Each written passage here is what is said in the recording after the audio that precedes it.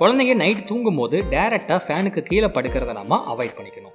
சில குழந்தைங்களுக்குலாம் அடிக்கடி வீசிங் ப்ராப்ளம் வரும் அப்படின்னா அந்த குழந்தைங்களுக்குலாம் வருஷத்துக்கு ஒரு தடவை குறிப்பாக 5 வயசு வரைக்கும் நம்ம ஃப்ளூ வேக்சின் மாதிரியான வேக்சின்லாம் குழந்தைங்களுக்கு போட்டு விடுறதுனாலையும் அவங்களுக்கு இன்ஃபெக்ஷன் வரதை நம்ம அவாய்ட் பண்ணிக்கலாம். நிறைய வீட்டில் பார்த்தீங்கன்னா அந்த ஃபேனோட விங்ஸ்க்கு மேலே ரெக்கைக்கு மேலே பார்த்தீங்கன்னா நிறைய டஸ்ட் இருக்கும்.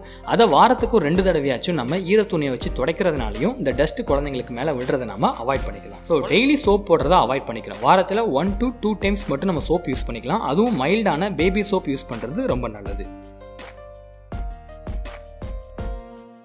வணக்கம். அக்டோபர் மாதத்துலேருந்து பிப்ரவரி மாதம் வரை இருக்கக்கூடிய இந்த பனிக்காலத்தில் குழந்தைங்களை நம்ம அடிக்கடி ஹாஸ்பிட்டல் கூட்டு போக வேண்டிய சுச்சுவேஷன் உண்டாகலாம். இதுக்கு முக்கியமான காரணம் சளிக்காய்ச்சல். இந்த பனிக்காலத்தில் காற்று ரொம்ப கோல்டாக இருக்கும். அது மட்டும் இல்லாமல் அது ரொம்ப ட்ரையாக இருக்கும். இந்த மாதிரி ட்ரையான காற்றை குழந்தைங்க கண்டினியூஸாக சுவாசிக்கும் போது அவங்களோட மூச்சுக்குழாயும் ரொம்ப ட்ரை ஆயிரும். இதனால் அங்கே கிடைக்க வேண்டிய லோக்கல் இம்யூனிட்டி குறைஞ்சி குழந்தைங்களுக்கு ஈஸியாக இன்ஃபெக்ஷன் உண்டாகலாம்.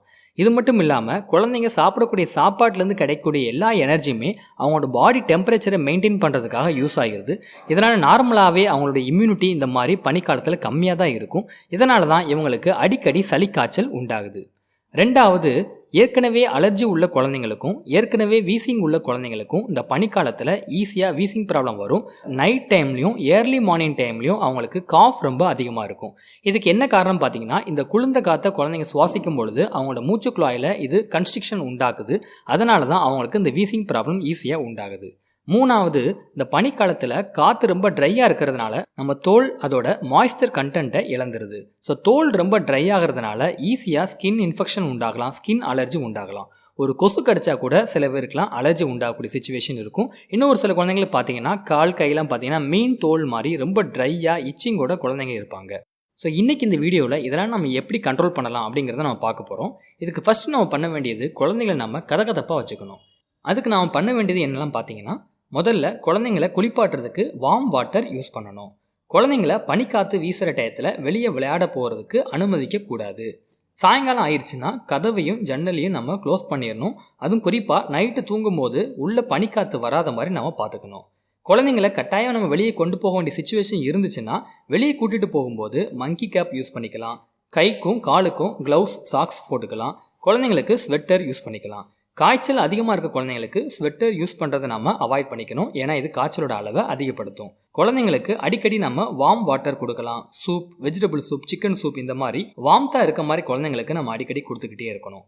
குழந்தைங்களுக்கு நம்ம கொடுக்கக்கூடிய சாப்பாடில் ஃபேட் கண்டென்ட்டை கொஞ்சம் அதிகப்படுத்தணும். ஃபேட்னா குட் ஃபேட், அதாவது கடையில் உள்ள மாதிரி ஸ்நாக்ஸ் அந்த மாதிரி வாங்கி கொடுக்காம வீட்டில் நம்ம கொடுக்கக்கூடிய சாப்பாட்டிலே கொஞ்சம் ஆயில், நெய் இதெல்லாம் சேர்த்துக்கிறதுனால கொஞ்சம் ஃபேட் கண்டென்ட்டை அதிகப்படுத்தலாம். இந்த மாதிரி ஃபேட் கண்டென்ட் நம்ம அதிகப்படுத்தும் போது குழந்தைங்களோட பாடி டெம்பரேச்சரை இது அதிகப்படுத்தும். இதனால் குழந்தைங்களை ஈஸியாக நம்ம கதகதப்பாக வச்சுக்கலாம். குழந்தைங்க நைட் தூங்கும்போது டைரெக்டாக ஃபேனுக்கு கீழே படுக்கிறத நம்ம அவாய்ட் பண்ணிக்கணும். ஸோ இந்த ஸ்டெப்ஸ்லாம் நம்ம கரெக்டாக ஃபாலோ பண்ணோம்னா குழந்தைங்களை நம்ம கதகதப்பாக வச்சுக்கலாம். அதனால் அவங்களோட இம்யூனிட்டி குறையிறதையும் நம்ம தடுக்கலாம். ரெண்டாவது, இன்ஃபெக்ஷனை குறைக்கிறது. குழந்தைங்களை கூட்டம் அதிகமாக உள்ள இடத்துக்கு கூட்டு போகிறத முடிஞ்ச அளவுக்கு அவாய்ட் பண்ணிக்கணும். இந்த மாதிரி பனிக்காலம்லாம் வருதுன்னா அடிக்கடி ஃபங்க்ஷனுக்குலாம் கூட்டு போகிறத நம்ம கொஞ்சம் குறைச்சிக்கணும். குழந்தைங்க ஸ்கூலுக்கு போகும்போதோ இல்லை வெளியே இடத்துக்கு கூட்டு போகும்போதோ மாஸ்க் போட்டு கொண்டு போகிறதுனால குழந்தைங்களுக்கு இன்ஃபெக்ஷன் வர்றதை நம்ம ப்ரிவென்ட் பண்ணலாம். அடுத்தது, குழந்தைங்களை அடிக்கடி ஹேண்ட் வாஷ் பண்ண சொல்லி தரணும். கரெக்டாக அந்த 6 ஸ்டெப்பை யூஸ் பண்ணி அவங்க ஹேண்ட் வாஷ் பண்ணுறாங்களா அப்படிங்கிறது நம்ம அவங்களுக்கு சொல்லிக் கொடுக்கணும். சில குழந்தைங்களுக்குலாம் அடிக்கடி வீசிங் ப்ராப்ளம் வரும் அப்படின்னா அந்த குழந்தைங்களுக்குலாம் வருஷத்துக்கு ஒரு தடவை குறிப்பாக 5 வயசு வரைக்கும் நம்ம ஃப்ளூ வேக்சின் மாதிரியான வேக்சின்லாம் குழந்தைங்களுக்கு போட்டு விடுறதுனாலையும் அவங்களுக்கு இன்ஃபெக்ஷன் வரதை நம்ம அவாய்ட் பண்ணிக்கலாம். டான்சில் ப்ராப்ளம், அலர்ஜி ப்ராப்ளம் உள்ள குழந்தைங்களுக்குலாம் கூல்ட்ரிங்க்ஸ், ஜூஸ், சாக்லேட்ஸ் இதெல்லாம் கொடுக்கறத நம்ம கொஞ்சம் குறைச்சிக்கணும். குழந்தைங்களுக்கு அடிக்கடி தண்ணி கொடுத்துக்கிட்டே இருக்கணும். இந்த மாதிரி பனிக்காலத்தில் குழந்தைங்க சரியாக தண்ணி குடிக்க மாட்டாங்க. ஸோ வார்ம் வாட்டர் அடிக்கடி கொடுக்கறதுனாலையும் குழந்தைங்களுக்கு இன்ஃபெக்ஷன் வரதை நம்ம குறைக்கலாம். மூணாவது நம்ம பார்க்க போகிறது குழந்தைங்களுக்கு வீசிங் ப்ராப்ளத்தை எப்படி குறைக்கிறது. ஸோ வீசிங் வர்றதுக்கு 2 முக்கியமான காரணம் இருக்குது. ஒன்று குளிர்ந்த காற்று படுறது, ரெண்டாவது டஸ்ட் படுறது. ஸோ முடிஞ்ச வரைக்கும் பனிக்காற்று வீசுகிற டைமில் குழந்தைங்களை நம்ம வெளியே அனுமதிக்கக்கூடாது. வீட்டுக்குள்ளே இருக்கும்போதும் குழந்தைங்களுக்கு பனிக்காற்று உள்ளே வராத மாதிரி டோர், விண்டோஸ்லாம் நம்ம கொஞ்சம் க்ளோஸ் பண்ணிக்கணும். நம்ம வீட்டையும் வாரத்துக்கு 2லேருந்து 3 தடவை நல்லா க்ளீன் பண்ணி வாஷ் பண்ணி வீட்டுக்குள்ளே டஸ்ட் இல்லாத மாதிரி பார்த்துக்கணும். நிறைய வீட்டில் பார்த்தீங்கன்னா அந்த ஃபேனோட விங்ஸ்க்கு மேலே ரெக்கைக்கு மேலே பார்த்தீங்கன்னா நிறைய டஸ்ட் இருக்கும். அதை வாரத்துக்கு 2 தடவையாச்சும் நம்ம ஈரத்துணியை வச்சு துடைக்கிறதுனாலையும் இந்த டஸ்ட் குழந்தைங்களுக்கு மேலே விழுறதை நம்ம அவாய்ட் பண்ணிக்கலாம். குழந்தைங்களை வெளியே கூட்டு போகும்போது மாஸ்க் போட்டு கூட்டு போகணும். வீட்டில் முடிஞ்ச அளவுக்கு ஏசி யூஸ் பண்ணுறதை அவாய்ட் பண்ணணும். வேறு வழி இல்லாமல் ஏசி யூஸ் பண்ணுறீங்கன்னா அந்த ஏசியை நம்ம கரெக்டாக க்ளீன் பண்ணி யூஸ் பண்ணணும். சில வீட்டில் கொசுக்கடியை குறைக்கிறதுக்காக கொசுவர்த்தி யூஸ் பண்ணுவாங்க. இந்த மாதிரி கொசுவர்த்தி யூஸ் பண்ணுறது, வீட்டில் குழந்தைக்கு அதிகமாக பவுடர் யூஸ் பண்ணுறது, வீட்டில் சென்ட் யூஸ் பண்ணுறது, இதெல்லாம் நம்ம கொஞ்சம் குறைக்கிறதுனால குழந்தைக்கு இந்த வீசிங் எபிசோட் வர்றதை நம்ம கண்ட்ரோல் பண்ணலாம். கடைசியாக ஸ்கின் கேர். நார்மலாகவே இந்த பனிக்காலத்தில் நம்ம தோல் ரொம்ப ட்ரையாக இருக்கும். ஸோ இந்த நேரத்தில் நீங்கள் குழந்தைக்கு டெய்லி சோப் போட்டு விட்டிங்கன்னா அது இன்னும் நம்ம தோலோட மாய்ஸ்சர் கண்டென்ட்டை குறைக்கும்.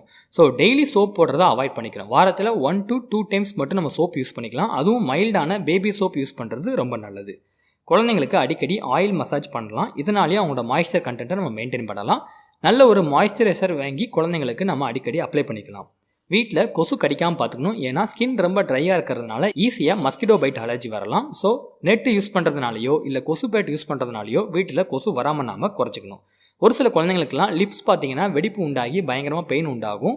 ஸோ பக்கத்தில் இருக்க டாக்டர்கிட்ட கன்சல்ட் பண்ணி குழந்தைங்களுக்கு லிப் பாம் வாங்கி நம்ம போட்டுக்கலாம். ஸோ இந்த ஸ்டெப்ஸ்லாம் நம்ம கரெக்டாக ஃபாலோ பண்ணோம்னா குழந்தைங்களுக்கு பனிக்காலத்தில் வரக்கூடிய காமன் சளி, காய்ச்சல், வீசிங் ப்ராப்ளம், ஸ்கின் ப்ராப்ளம்லாம் வராமல் நாம அவாய்ட் பண்ணிக்கலாம். நன்றி.